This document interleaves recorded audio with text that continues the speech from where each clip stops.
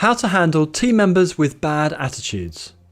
Disruptive team members is a problem we have all faced, either when managing a team ourselves or working in a team. Other team members' bad attitudes can quickly affect your own attitude and performance and the team's attitude and performance. And dealing with negative employees is energy draining at the best of times for all those around them. I'm going to take you through 6 steps to take to improve the situation as a manager of that team. And if you are a co-worker, these steps will be just as useful for you to follow as well. This is what we're going to cover. Bad attitudes can be more disruptive than poor performance on team dynamics, happiness and overall team performance. It is in no one's interest to allow team members to continue with a bad attitude.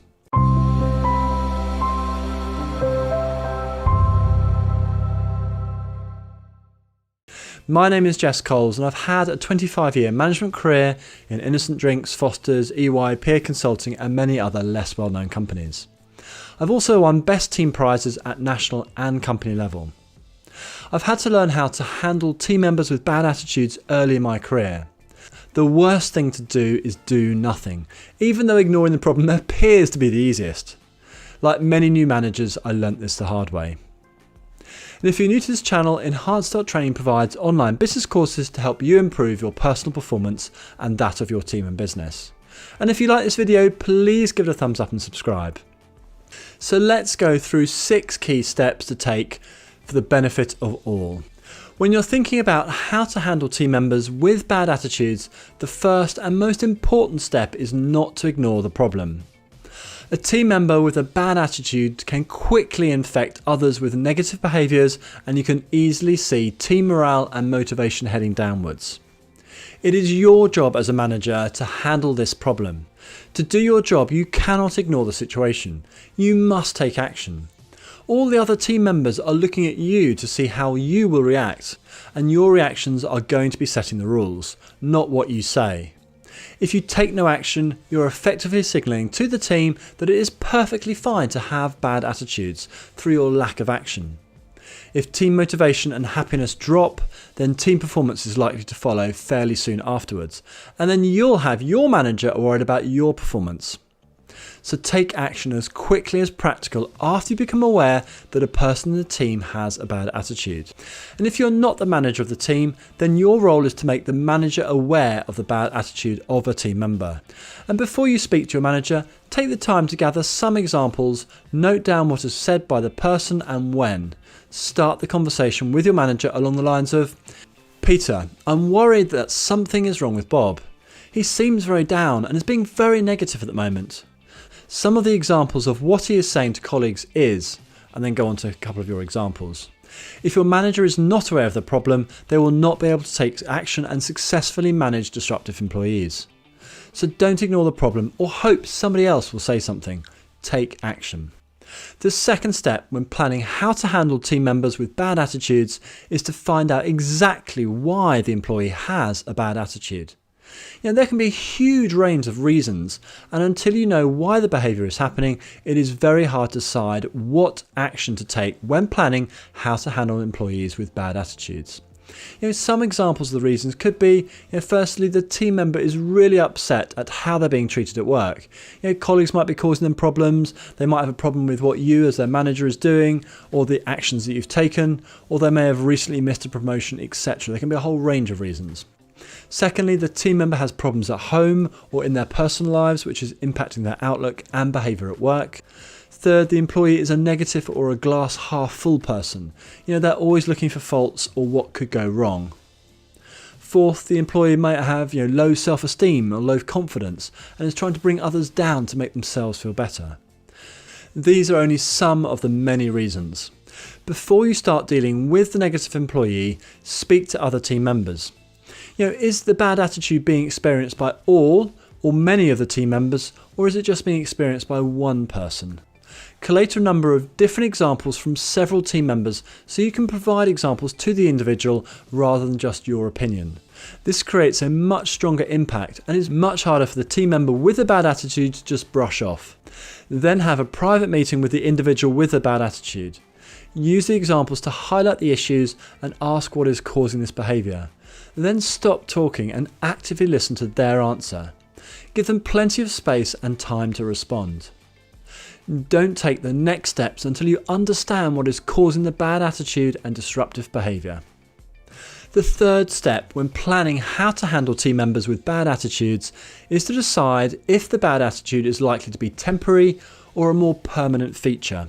For example, if you have a team member who's worked at the company for years and until recently has had a good or reasonable attitude, then there is a good chance of being able to improve their attitude.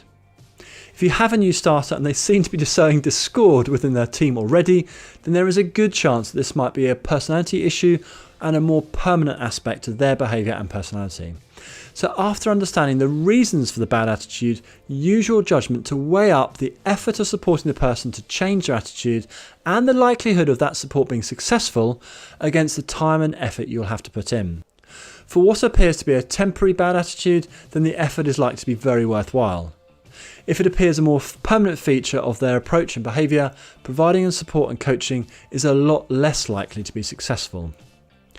You'll not be able to change the behaviour and attitude of the other person unless they understand the problem their bad attitude is causing and they want to change their approach.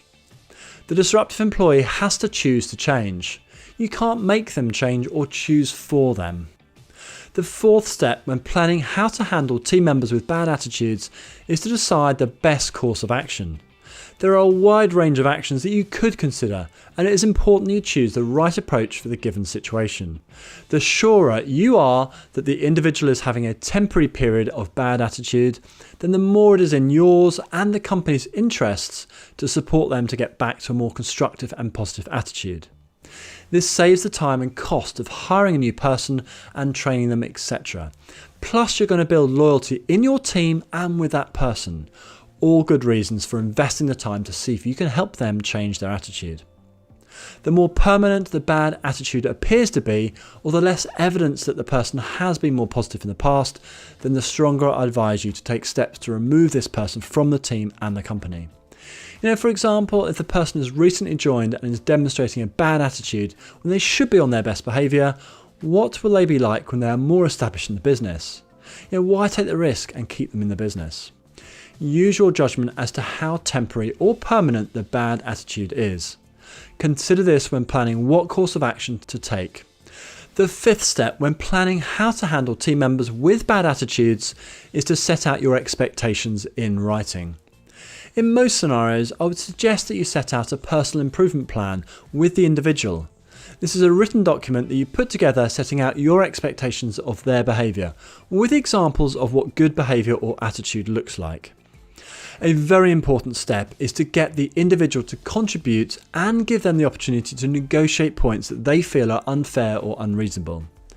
If you have gathered sufficient examples in step 2, then this process will get to mutually agreed goals that you need, i.e. improving their behaviour and attitude, even if the individual is being difficult. Give the individual a time frame to improve their attitude. 3 months is long enough to see significant improvement to a bad attitude. If there is no or little improvement, you can always take more formal action sooner than 3 months. Set measurable milestones where possible so both you and the other party know when they have reached acceptable attitudes and behaviours. This step is not as easy to do for attitude issues as it is for performance issues. An example might be, team members no longer experiencing negative behaviour. And to measure this, you could use several people's opinions rather than just your own. This is fairer and is seen to be fairer and therefore less disputable. Then set up fortnightly or monthly progress meetings and capture in writing the progress or the lack of it with the individual. Try to avoid a situation which has your opinion pitted against theirs. Use factual evidence or third-party opinion as much as possible. Coach and support the individual as much as possible, or get another person to undertake this role, assuming you've decided that improving the individual's attitude is beneficial for the team and the business. This is a really important step, so do put the time and effort to do this. The sixth step when planning how to handle team members with bad attitudes is to make the change happen. As a manager or leader, learning how to manage disruptive employees to a successful conclusion is important. As discussed, bad attitudes can create a lot of problems for you, the team, and the business. So one way or another, you need to help the person's attitude to a much more positive place, or move the person from the team and the business. I believe in giving team members a good chance. Spending time coaching, listening and supporting them can make a huge difference to their attitude. Helping them remove the problem that is causing their bad attitude will also make a huge difference. With valued employees that have added a lot to the team, then making the time to support them is a no-brainer. Keep a documented framework of the support you provide and keep monitoring their progress against agreed expectations. If you have listened, supported and coached, yet there is no or very little change to the team member's bad attitude, then you need to take sensible steps to remove them from your team before they do further damage. Or if the team member with the bad attitude is a new person, on probation or early in their career with your company, then it is your judgment call whether you move much more quickly to remove them from the business. Do not shy away from taking steps to remove disruptive employees with bad attitudes from your business. Good luck in how you go about dealing with negative employees. By taking positive action, you are signaling to the individual and your team that you will not put up with bad attitudes. Be as supportive and as fair as possible, and if that doesn't work, take alternative action. Remember, the most important action to take in how to deal with an employee with a bad attitude is to start the process that I've taken you through. The sooner the better. Do visit us and take a look at our online business courses and resources to help you lead and manage your team more effectively. Thanks for watching, and I look forward to speaking to you again soon.